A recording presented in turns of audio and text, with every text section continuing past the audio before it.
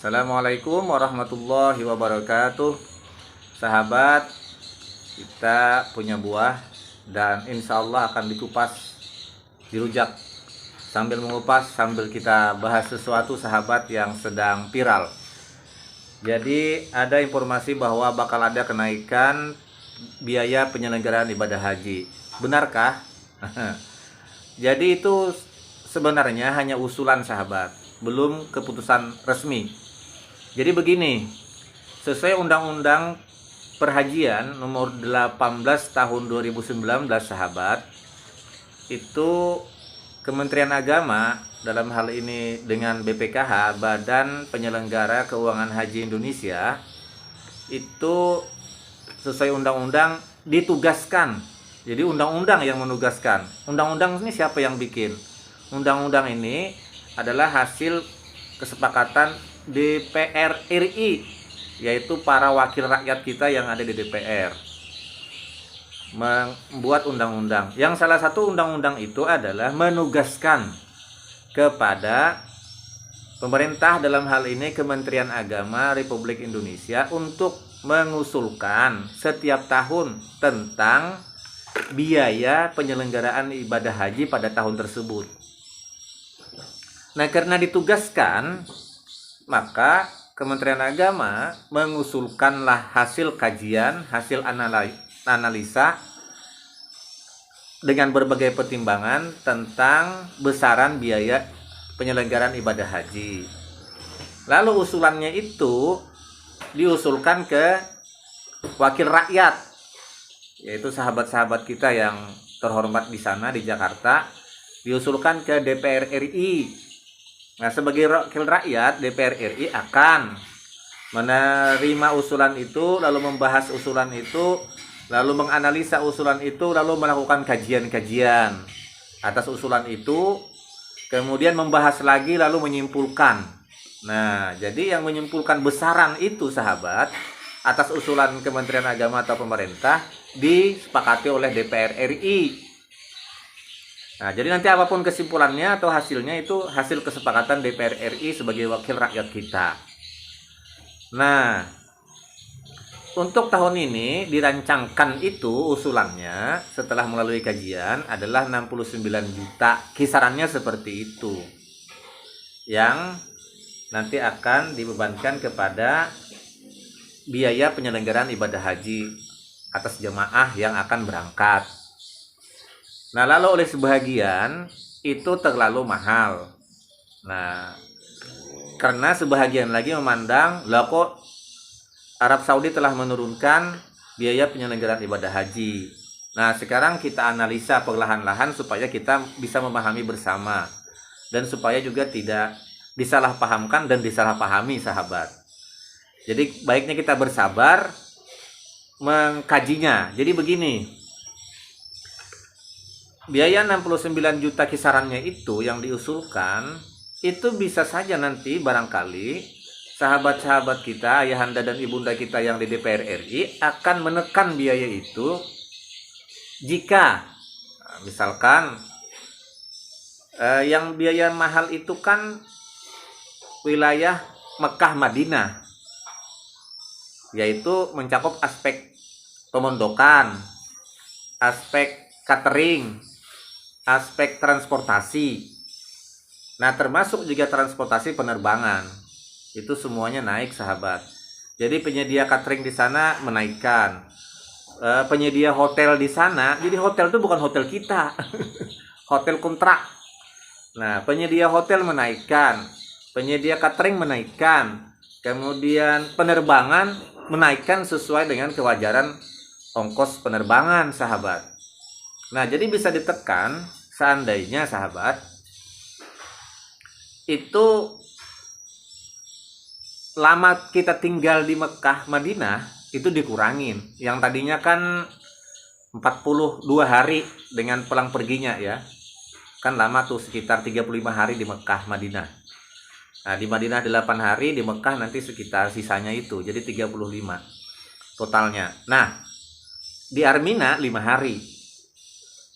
Nah, seandainya nanti itu bisa ditekan, perjalanan ibadah haji itu hanya 20 hari, atau 25 hari atau 30 hari, maka tentu kos hotel, kos transportasi, dan kos catering juga akan bisa dihemat, sahabat.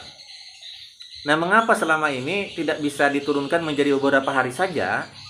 Karena, sahabat, rute penerbangan itu kan bergiliran. Jadi sampai 42 hari baru kena giliran jemaah kita lagi yang pesawatnya bisa take off. Nah, jadi landing dan take off. Nah, jadi kecuali menurut kabar yang kita dengar di rapat dengar pendapat DPR RI, lapangan pesawat yang di daerah Taif itu bisa dipergunakan. Nah, sehingga take off dan landing dan take off itu bisa terbagi, tidak hanya di Jeddah dan Madinah, bisa di Taif juga, sehingga mengurai kepadatan giliran pesawat take off dan landing. Tuh. Nah, lalu yang turun tadi di mana? Hanya di Arafah, Mina, Muzdalifah, Armuna, Arafah, Muzdalifah, dan Mina. Tidak signifikan harga turunnya. Mengapa? Karena hanya 5 hari di sana atau 6 hari. Arafah, Muzdalifah, Mina itu kan sebentar kita berada di sana. Ya, kisarannya sekitar 5 atau 6 hari saja. Jadi kalaupun diturunkan di situ nggak signifikan, nggak pengaruh, karena yang lama itu di Makkah dan Madinah. Jadi di Mekah itu dengan Madinahnya sekitar 35 hari, sahabat. Nah, begitu, sahabat. Nah, jadi harap bersabar dulu untuk menunggu kajian. Hotel misalkan, hotel yang dekat-dekat Mekah, hotel yang dekat-dekat Masjidil Haram atau hotel yang dekat Masjid Nabawi, Madinah, itu mahal-mahal dibandingkan hotel yang jauh. Nah, misalkan kita sepakat hotel yang jauh saja, ya bisa aja murah. Nah, atau cateringnya kita sepakat tidak usah sampai dijamin banyak oleh pemerintah atau oleh biaya itu, misalkan hanya dijamin 5 hari saja di Mekah, 3 hari saja di Madinah, kemudian di Armina full misalkan 5 atau 6 hari. Nah, itu pasti akan berturun biayanya.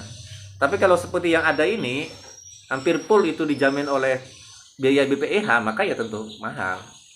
Cuman risikonya kalau kita hanya dijamin beberapa hari saja di sana, mau nggak mau kan jemaah tetap juga mengeluarkan uang pribadi untuk beli ke pedagang-pedagang yang di sana, makan sehari-hari. Nah, jadi itu masih di dalam kajian-kajian para sahabat-sahabat kita atau ayahanda dari bunda kita di DPR RI, termasuk juga transportasi, sahabat.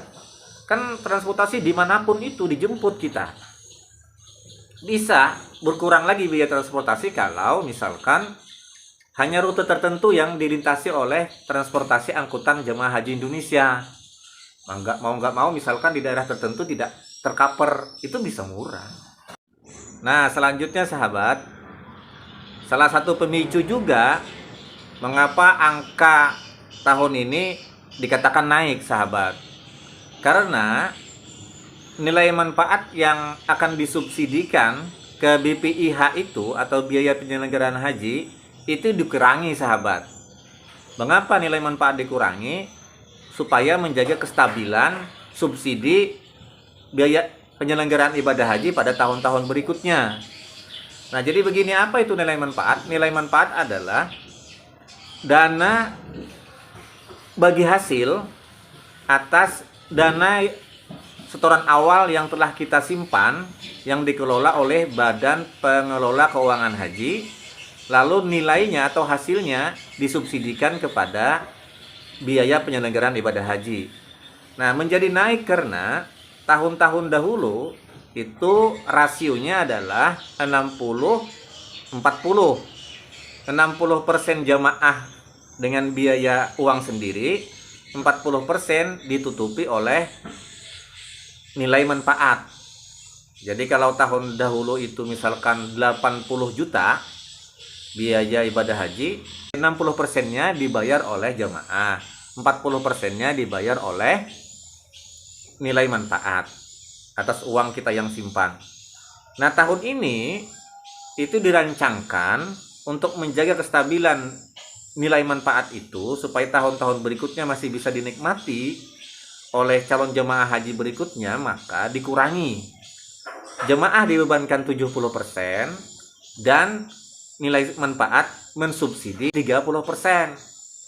Nah, Sebenarnya andaikan nilai manfaat bertahan seperti tahun-tahun yang lalu, kenaikannya tidak signifikan atau tidak terlalu banyak.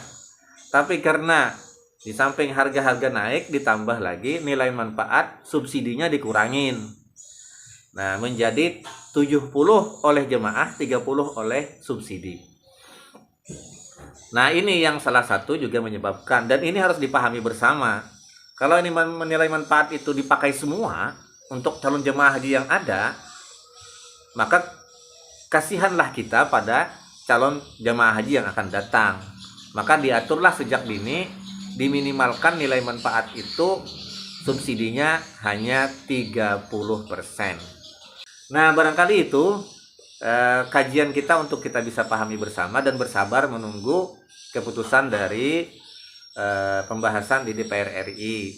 Jadi mudah-mudahan tidak ada yang kesalahpahaman atau mencoba disalah-salahpahamkan dengan isu-isu macam-macam lalu membuat chaos atau rusak keadaan kita. Karena memang isu agama ini mudah dipelintir dan mudah dialih-alihkan dan sangat sensitif. Maka kita berhati-hati dan bersabar, tunggu saja. Insya Allah sahabat-sahabat kita di DPR itu akan bekerja dengan maksimal dan berusaha yang terkecil biayanya bagi masyarakat. Mudah-mudahan ini manfaat dan mudah-mudahan kita semua sahabat selalu sehat, panjang umur, belum tuh kupas-kupas lagi. Panjang umur, sehat, penuh semangat dan berkah. Terima kasih. Wassalamualaikum warahmatullahi wabarakatuh.